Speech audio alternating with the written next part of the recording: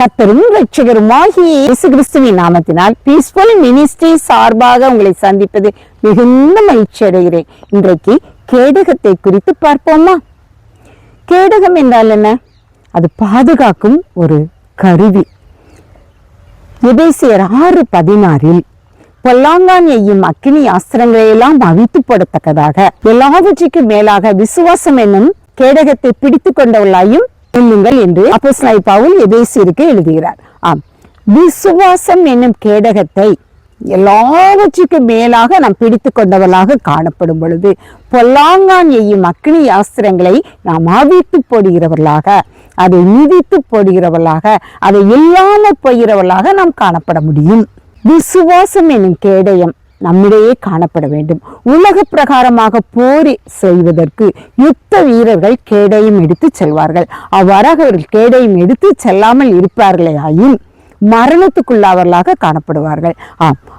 எதிரியானவன் எய்யும் அம்பை தடுப்பதற்காக அந்த கேடயம் அவர்களுக்கு பயன்படும். இந்த பூ உலகில் நமக்கும் அநேக பிசாசானவன் பொல்லாத அம்புகளை எய்து கொண்டே காணப்படுவான். நம்முடைய ஆவிக்குரிய வாழ்க்கையில நம்ம முன்னேறி செல்வது அவனுக்கு மிகவும் கஷ்டமாக காணப்படும். ஏனென்றால் ஆண்டவருடைய தூதர்களை காட்டிலும், ஆண்டவருடைய விசுவாசிகளை காட்டிலும் அவனுக்கு பின்னாக அநேக அவிசுவாசிகள் காணப்படுவதைத்தான் அவன் விரும்புவான். அதற்காகவே நம்மை அவன் மேற்கொள்ள பல உபாய தந்திரங்களை மேற்கொள்வான்.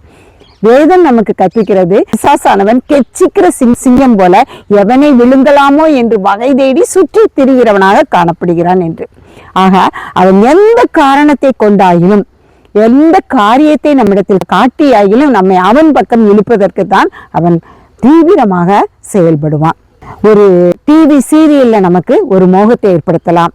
செல்போன்ல பலவிதமான ரீல்ஸ், பலவிதமான காரியங்களை நமக்கு காண்பித்து நம்மை அவன் பக்கத்தில் இழுத்துக்கொள்ள அவன் ஆயுதங்களை எய்கிறவனாக காணப்படுவான்.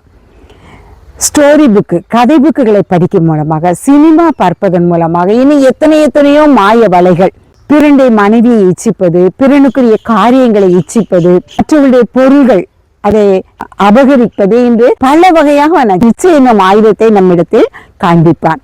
மாத்திரமல்ல, வன்கண், பொறாமை, இப்படியாக சிலரிடமிருந்து நமக்கு அதையும் கூட விதைக்கிறவனாக காணப்படுவான். ஆனால் அவனுடைய எல்லா போராட்டங்களையும் நாம் எதிர்த்து ஜெயிக்க, நம்முடைய ஆவிக்குரிய வாழ்க்கையில் ஆண்டவருடைய சமூகத்தில் நாம் இன்னும் கிட்டி சேர்வதற்கு நமக்கு விசுவாசம் எனும் கேடயம் தேவைப்படுகிறது. யுத்தத்திலும் கூட நாம் பார்க்கலாம், பெலிஸ்தியருக்கும் இஸ்ரவேலருக்கும் யுத்தம் நடக்கிறது. கோலியாத் அங்க மிக பயங்கரமாக போராயுதத்தோடு அவன் காணப்படுகிறான். அவனுடைய தோற்றம், அவனுடைய வார்த்தை, அவனுடைய கம்பீரம் எல்லாவற்றையும் பார்க்கும் பொழுது இஸ்ரவேலர்கள் பயந்து காணப்படுகின்றனர். தாவீதை அவனுடைய தகப்பனார் போருக்கு சென்ற அவனுடைய சகோதரரை பார்க்கும்படி இவனை அனுப்புகிறார். இவன் போர்க்களத்துக்கு செல்கிறான், அவர்களை பார்க்கிறான்.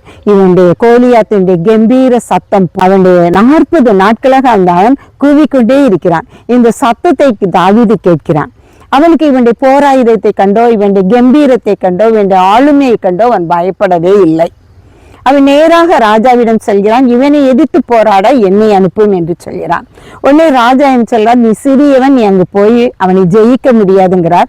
நான் சிங்கத்தையும் கரடியையும் வென்றவன், என்னால் அவனை தோற்கடிக்க என் தேவனால் முடியும், என் தேவனுடைய உதவியால் என்னால் முடியும் என்று சொல்லி அவன் அங்கு வைராக்கியமாய் நிற்கிறான். அவர் கொடுக்கிற போராயுதங்களை அவன் ஏற்றுக்கொள்ளவில்லை. அவன் கையில் இருக்கிற கூழாங்கல் பையையும் கவனையும் எடுத்துக்கொண்டவனாக அவன் செல்கிறான்.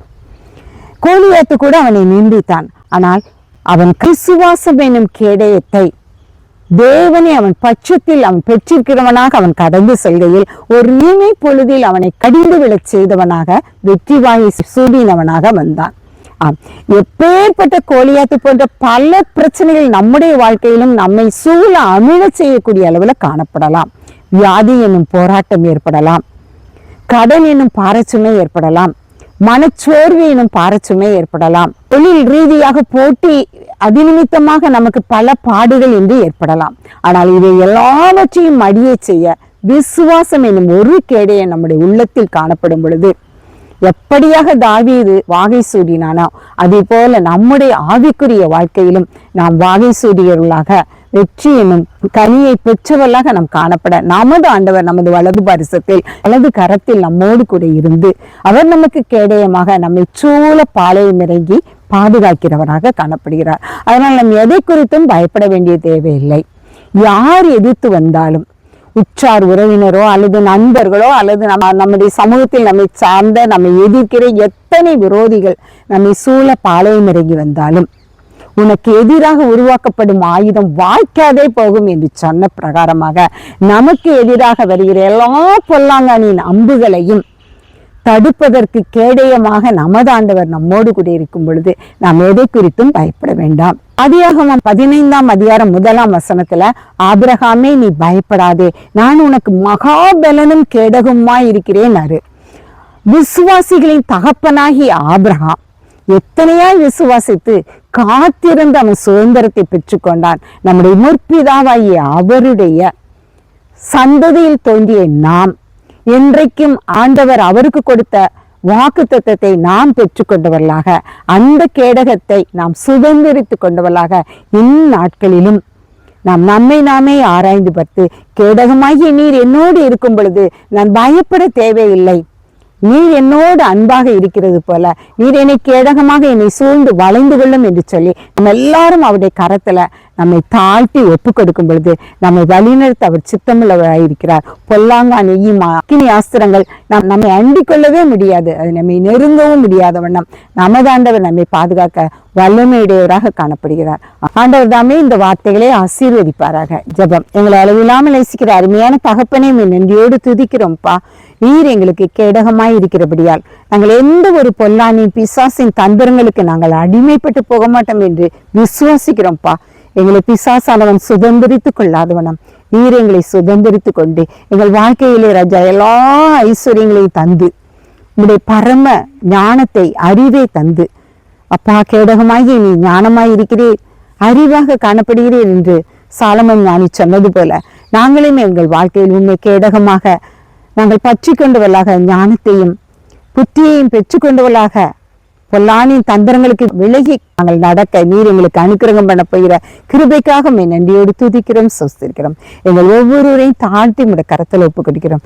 இந்த நாட்களில் நாங்கள் தெளிவு பெற்றவர்களாக காணப்பட எங்கள் ஒவ்வொருவருக்கும் நீ ஞானத்தை தாரும். எங்களை தாழ்த்தி ஒப்பு கொடுக்கிறோம். பாதுகாத்துக் கொள்ளும், வழிநடத்தும். இயேசுவின் மூலம் ஜெபங்களும் நல்ல பிதாவே. ஆமேன், ஆமேன்.